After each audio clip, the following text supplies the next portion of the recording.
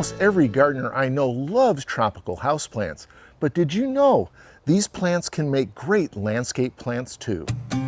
Today's Southern Gardening is at River's Greenhouse and Garden. So let's take a look at some of these gorgeous plants that are great choices for our summer landscapes and gardens.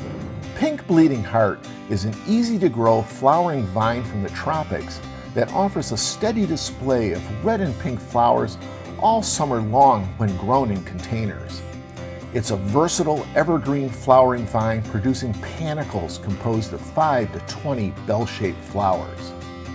Growing Pink Bleeding Heart vine in any spot with full morning sun and moist, well-drained soil will keep it happy.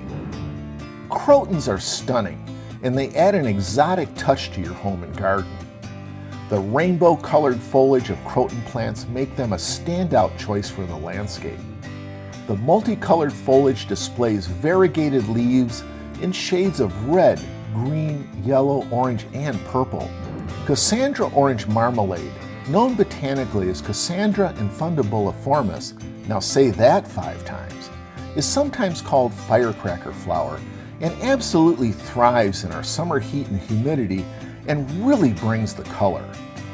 This easy-to-grow plant is a real attention grabber. The plant produces large clusters of frilly, bright orange flowers that are long-lasting. The foliage is bright green and really glossy. These plants aren't cold hardy for us in Mississippi, but grown in a container, they can be brought inside and enjoyed as pretty houseplants.